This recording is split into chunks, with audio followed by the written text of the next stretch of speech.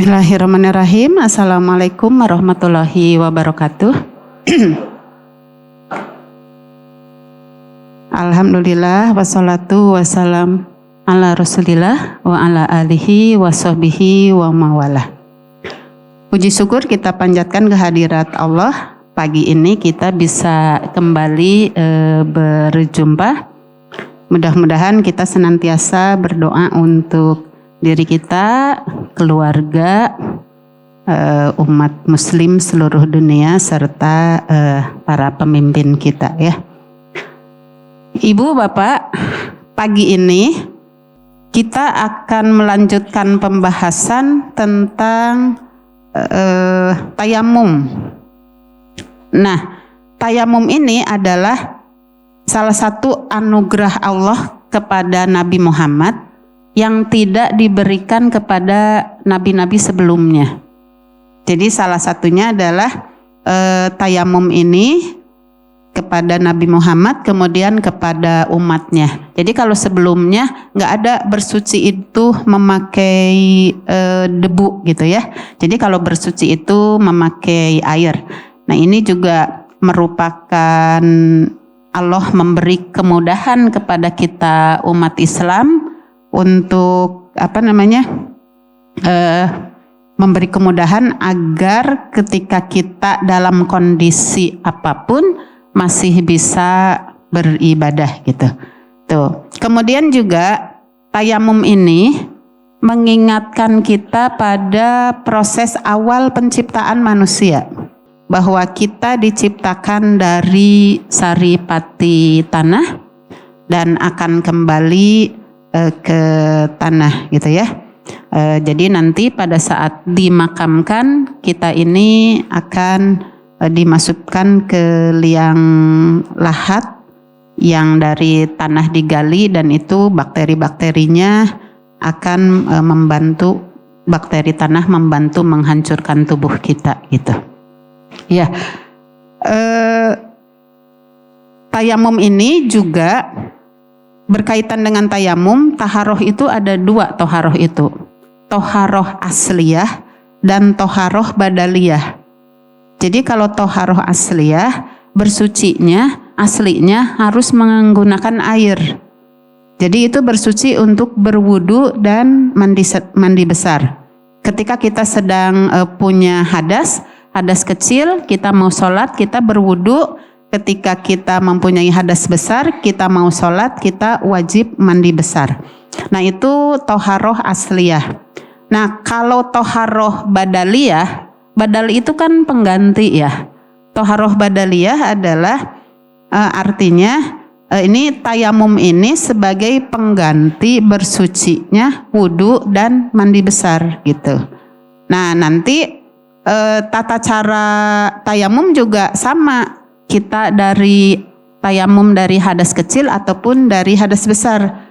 Karena tayamum ini fungsinya bisa mengganti wudu dan mandi besar gitu ya. Nah, secara istilah tayamum artinya mengusap wajah, mengusap muka dan kedua tangan dengan cara yang telah ditentukan syariat. Gitu ya. Jadi tayamum itu mengusap muka atau mengusap wajah dan kedua tangan dengan cara yang telah disyariatkan. Nanti akan kita coba praktekkan ya. Nah, kita buka di surat Al-Maidah ayat 6. Ini Al-Maidah ayat 6, kemudian nanti Ibu dan Bapak juga bisa lihat di An-Nisa ayat 43. Karena hampir sama redaksinya, kita ambil yang Al-Maidah ayat 6. Di dalam surat Al-Maidah ayat 6 ini di tengah-tengah ayat ya. Di sini di tengah-tengah ayat ada falam tajidu ma'an fatayammamu so'idan thayyiban famsahu biwujuhikum wa aidikum minha. Nah, ini yang berkaitan langsung dengan tayamum. Di sini dikatakanlah bertayamumlah dengan debu yang bersih jika kamu tidak memperoleh air. Nah, ini berarti syaratnya satu, tidak memperoleh air, tidak mendapatkan air atau tidak menemukan air. Imam Syafi'i pernah ditanya, kenapa mencari air disyaratkan menjadi syaratnya tayamum? Kalau tidak ada air, ya sudah langsung saja tayamum gitu. Nah, kemudian Imam Syafi'i menjawab, karena di sini di ayatnya disebutkan falam tajidu ma'an. Jadi jika engkau tidak menemukan air, jika engkau tidak memperoleh air. Nah, ini berarti ada ikhtiar kita dulu mencari dulu air. Nah, apakah ikhtiarnya itu seperti Bunda Siti Hajar cari air dari Bukit Sofa ke Marwah atau bagaimana gitu ya? Nah, ini misalnya dengan konteks hari ini, katakanlah misalnya seorang mahasiswi kos. Nah, kosnya itu di asrama ya misalnya ada 4-5 ruangan gitu. Mahasiswi itu pulang dulu nih karena libur sekolah. Jadi pas balik lagi, karena sekarang kan musim ya, dengan ruangan yang terbatas, jadi di kamar mandi itu nggak pakai bak penampungan. Jadi di kamar mandi itu cuma shower sama air keran gitu. Pas mahasiswi ini pulang ke kosan, siang-siang lihat, aduh ini air tidak ada gitu. Nah, kemudian sudah masuk waktu sholat. Jadi salah satu syaratnya juga tayamum ini sudah masuk waktu sholat gitu. Nah, proses ada upaya mencarinya ini yang dimaksud oleh Imam Syafi'i, ada ikhtiar dari kita. Jadi mahasiswi tersebut minimal, kalau di asrama itu ada 4-5 kamar, karena kan itu asrama putri gitu ya. Ya berarti cari dulu, misalnya ke teman sebelah barangkali punya persediaan air yang lebih gitu ya. Jadi bisa seperti itu. Nah, ini Imam Syafi'i itu menjawabnya seperti tadi ya. Karena di ayatnya dikatakan jika engkau tidak menemukan air, maka ada proses mencari dulu gitu. Kalau ibu-ibu ini mau ada acara kondangan, sudah dirias, sudah bermake up, boleh nggak tayamum? Aduh, lebar dengan riasan ini mau tayamum itu teh misalnya teh jam 10 nih sudah dangdos. Nanti buat duhur pas di Jalan Batal mau tayamum. Nah, itu mah kalau yang bermake up itu tidak termasuk syarat yang urgent harus tayamum ya. Eta mah wayahna gitu ya. Bentuk bentuk keimanan kita, bentuk ketaatan kita. Jadi sebaiknya kalau hal seperti itu tidak menjadi alasan utama gitu ya.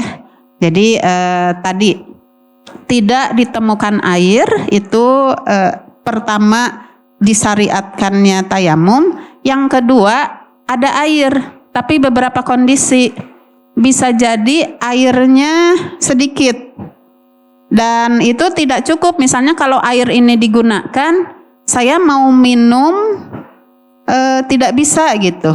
Nah, itu lebih baik kita tayamum gitu. Nah, kalau misalnya ibu dan bapak juga mau berangkat umroh gitu, naik pesawat. Di pesawat itu kan ratusan ininya ya. Kemudian air yang tersedia di pesawat ada air tersedia, tapi sedikit. Jadi boleh tayamum misalnya di pesawat kemudian melakukan sholat di perjalanan. Seperti itu ya. Jadi ada air tapi airnya sedikit. Atau kalau dalam kitab-kitab dahulu, kalau kita baca kisahnya, airnya banyak. Tapi misalnya dicontohkannya gini, kalau air itu ada, misalnya kita ini kayak di sini nih, alam terbuka. Di sini mah insya Allah aman ya. Misalnya zaman dulu, kamar mandinya di luar, kemudian di pinggir hutan, itu diceritakannya, kalau ternyata air itu dalam penguasaan binatang buas, Jadi ya boleh kita, kan takut dong nanti ke tempat air diterkam ku binatang buas. Jadi kita boleh tayamum gitu ya.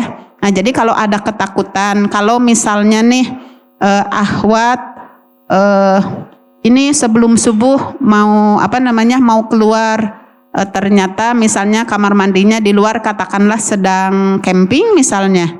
Nah kemudian kok seperti ada tanda kutip hati tidak enak ya, di tempat air itu kok kayak ada orang khawatir jahil, khawatir jahat. Jadi kita boleh tayamum itu syaratnya ya.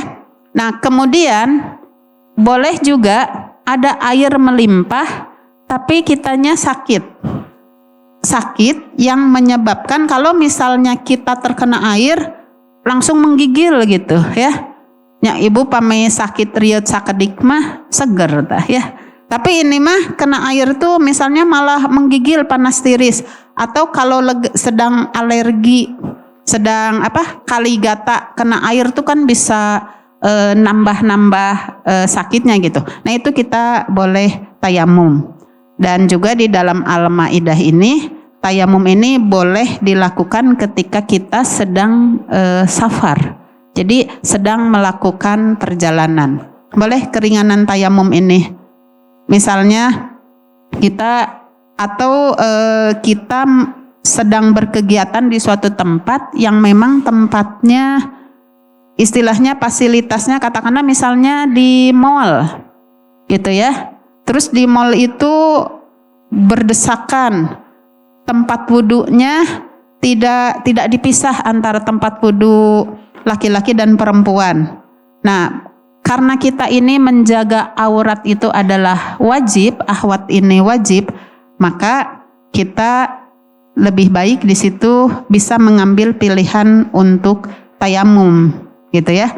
Ketika memang kita dalam perjalanan atau di suatu tempat kegiatan yang memang tempat wudhunya tidak memenuhi syarat, tidak menjaga aurat kita, itu seperti itu. Boleh kita tayamum.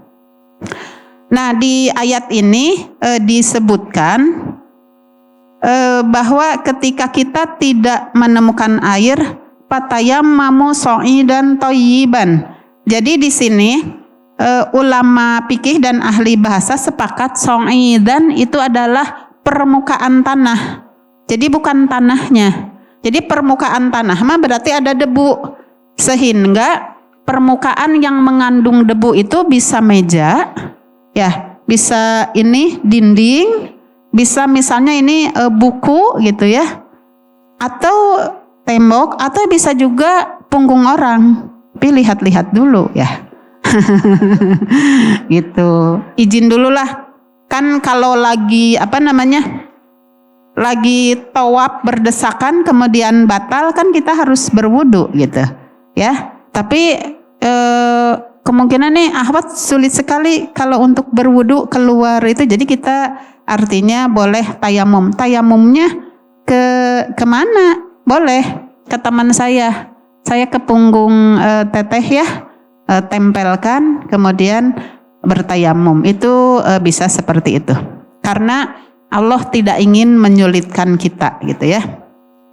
Nah di sini sha'idan adalah permukaan tanah, kemudian ada thayyiban artinya permukaan tanah yang suci, jadi sudah diperkirakan suci. Kalau di rumah berarti kita misalnya ini di meja, insya Allah nih meja ini kan kita pakai gunakan sehari-hari, maka insya Allah ini tidak akan mungkin di meja ini ada benda najis, maka dipilihlah di meja itu untuk kita bertayamum ya, untuk menjadi medianya seperti itu. Nah kemudian di sini di dalam Al-Quran disampaikan famsahu biwujuhikum, usaplah wajahmu, wa aidikum minhu, dan kedua tanganmu minhu itu dengan debu tadi gitu ya, dengan debu tadi. Nah Kemudian pada sebuah hadis, ini hadis yang diriwayatkan muttafaqun alaih. Ini saya bacakan ya. Ba'asanin nabiyyu sallallahu alaihi wasallam fi hajatin. Fastabdu falam ajidil ma'a fatamarraqtu fi sa'idi kama tamarragad dabbah. Suma ataitun nabiyya sallallahu alaihi wasallam. Fadzakartu dzalika lahu faqal innama yakfika an taqula biyadaika hakaza summa doroba biyadihil dorbatan wahidah summa masahas simal alal yamin wadohiro kafihi wa wajhi. Ini hadisnya muttafaqun alaih. Muttafaq alaih ini artinya bersepakat Bukhari dan Muslim terhadap kesohihan hadis ini. Jadi yang muttafaq alaih itu dari derajat kesohihan itu yang paling tinggi gitu ya. Karena Imam Bukhari dan Imam Muslim periwayat hadis ini bersepakat mensohihkan gitu. Nah ini adalah kisah Ammar bin Yasir. Ammar ini, kata Ammar, aku pernah diutus Rasulullah Shallallahu Alaihi Wasallam untuk suatu keperluan. Kemudian aku junub dan tidak menemukan air. Lalu aku berguling-guling di atas tanah seperti layaknya binatang ternak. Karena kepikiran Ammar itu kalau tayamum pengganti wudhu hanya wajah dan tangan. Tapi kayaknya kalau tayamum pengganti junub kan harus mandi besar ya. Jadi dipikirnya dia berguling-guling aja di atas debu, mungkin di lapangan berdebu. Jadi kayak di sini katanya berguling-guling layaknya hewan ternak. Nah, selanjutnya aku mendatangi Nabi Shallallahu Alaihi Wasallam dan menceritakan hal itu. Begitu Ammar sudah balik lagi ke Madinah bertemu dengan Nabi, kemudian diceritakan kepada Rasulullah. Lalu beliau berkata, kata Rasulullah, sebenarnya cukup bagimu melakukan dengan kedua tanganmu begini. Nah, berarti Rasulullah mempraktekkan ya. Maka Nabi pun memberikan contoh dengan menepukkan kedua tangan beliau ke tanah sekali tepukan. Jadi sekali tepukan ya. Di sininya summa doroba biyadaihil ardo dorbatan wahidah. Jadi satu kali tepukan. Dan mengusapkan ke tangan kiri, ke tangan kanan, mengusapkan tangan kiri ke tangan kanan, lalu pada bagian belakang telapak tangan serta wajahnya. Nah, kalau di dalam Al-Quran di Al-Maidah disebutkan di sini famsahu biwujuhikum wa aidikum, usaplah wajah dan kedua tanganmu. Kalau di hadis di sini summa masahas simal alal yamin. Jadi kemudian mengusapkan tangan kirinya itu mengusap ke tangan kanannya, lalu kemudian mengusapkan ke punggung tangannya dan mengusapkan ke wajahnya. Jadi kalau berdasarkan Al-Quran dan hadis ini ada beberapa cara tayamum. Gitu ya.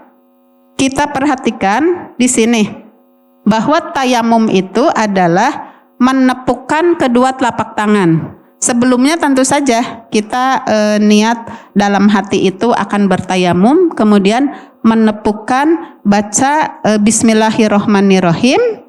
Kemudian setelah menepukkan, ini ada dua cara. Kalau debunya dikira tebal di tangan kita, boleh kita tiup dulu, ya. Kalau kitanya mau langsung ke wajah, karena kalau di dalam Al-Quran kan wajah dulu. Nah, jadi Rasulullah memberi contohnya, kalau ketika kita menepukkan kedua telapak tangan kita ke debu dan diperkirakan debunya tebal, maka tiup dulu, baru ke wajah, ya. Kalau mau langsung ke tangan, tidak usah ditiup dulu. ditepukkan langsung ke tangan baru ke wajah. Ini artinya syariat tayamum juga tetap memperhatikan kesehatan kita. Khawatir kalau debu terlalu tebal langsung ke wajah, nanti ke hirup, bersin, ke mata, perih gitu ya. Nah, jadi tetap Rasulullah itu memberi cara dan arahannya itu sesuatu tuh ketika disyariatkan tuh insya Allah akan ada hikmahnya gitu ya. Nah, jadi seperti tadi 1 kali tepukan untuk 2 anggota tayamum, wajah dan tangan. Nah, kalau debunya dikira tebal, kita boleh tiup dulu langsung ke wajah. Tapi kalau debunya tidak tebal, langsung saja ke wajah, nggak usah ditiup dulu. Atau kalau debunya tebal, langsung ke tangan lalu ke wajah. Kita praktekkan ya Bu ya. Tayamum itu mungkin tidak akan sampai 1 menit ya. Jadi praktek yang pertama menggunakan tepukan, sayahnya maksudnya debunya tebal. Jadi ditiup dulu ya langsung ke muka.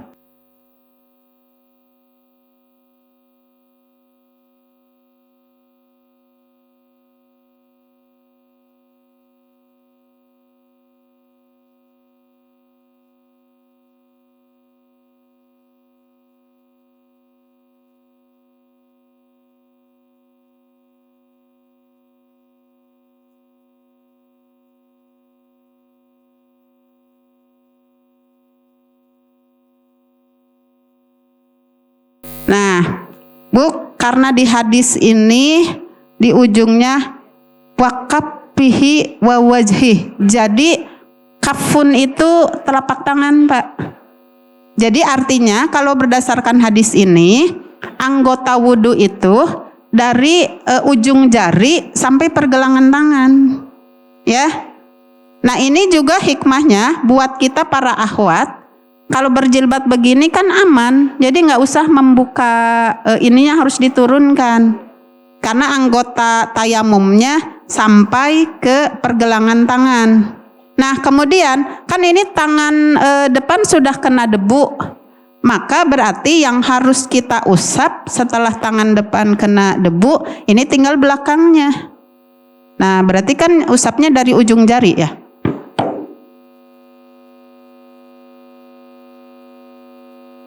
Dan tayamum itu hanya 1 kali.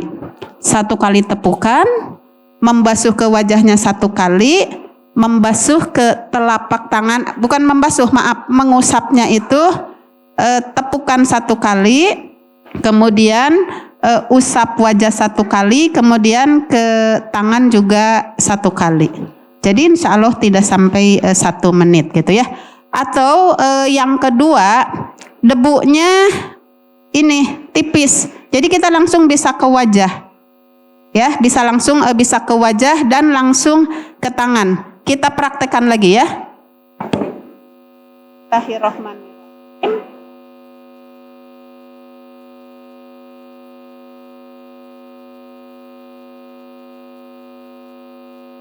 Itu ya. Jadi ada juga memang imam fikih yang menyampaikan anggota tayamum itu sampai ke siku.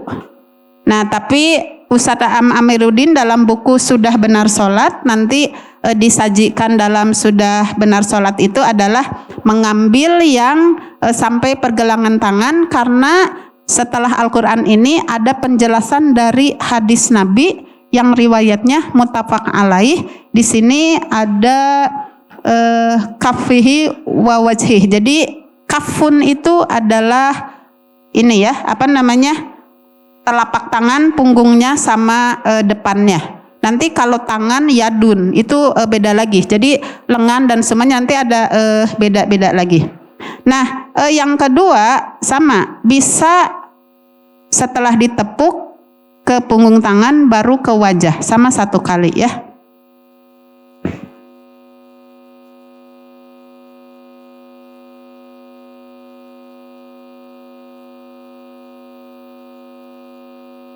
Jadi begitu ya cara tayamum, perempuan atau laki-laki sama, artinya